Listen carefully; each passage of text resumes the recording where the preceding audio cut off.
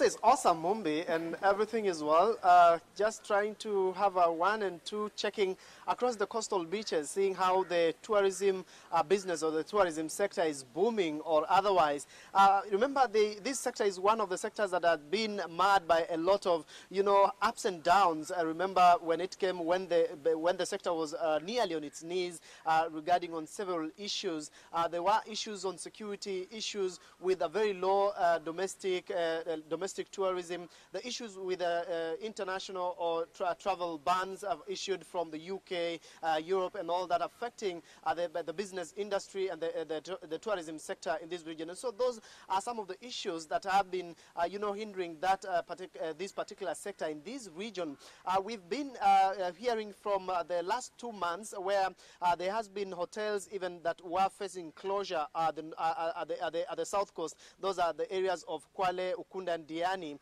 But for the few days we've been here in Mombasa, we've seen a sector coming up, trying to, come back to where it was a while ago. But again, we want to have this put into perspective. And with me joining us shortly is the Member of Parliament for Nyali constituency, the Honorable Mohammed Ali.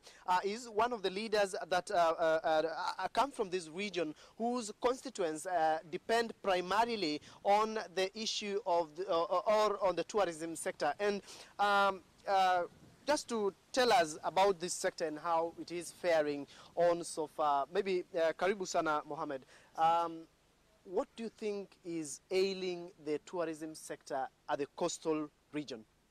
I think we'll have to go back to the drawing board for hoteliers. For us to boost tourism sector, we need to invest in domestic tourism. Mm-hmm. You see most of the hotels in Mombasa, some of them are so much expensive for locals. Mm-hmm. And once they go down in terms of pricing and everything, mm-hmm. then I think we will not have this problem of saying that we are in high or low season, because some of the hotels have agreed to do that. Once we allow domestic tourism in this so-called 5-star hotel, mm-hmm. then life will be good for everyone. Mm-hmm. That's my first take on mm-hmm. that. Yeah. There's also the issue of the consumers or the local tourists taking the burden due to government imposition of maybe levies and taxes. What would be your take on that? I'll say that is all about taxations, and consumers pay dearly on that. All the burden is being offloaded to consumers, the people who are coming over here. Mm-hmm. Perhaps there should be a way to make it fair for each and everyone, so that people can be able to come to this hotel freely. They can be able to go to the beaches. They can go around the year country, Tembea, Kenya, and they could see all this amazing stuff that they keep on seeing on TV. So taxation is another thing that mm-hmm. should or not burden the consumer. Mm-hmm. Yeah. Maybe the issue of security. A lot of travel bans have been issued against Kenya, and particularly affecting the tourism sector.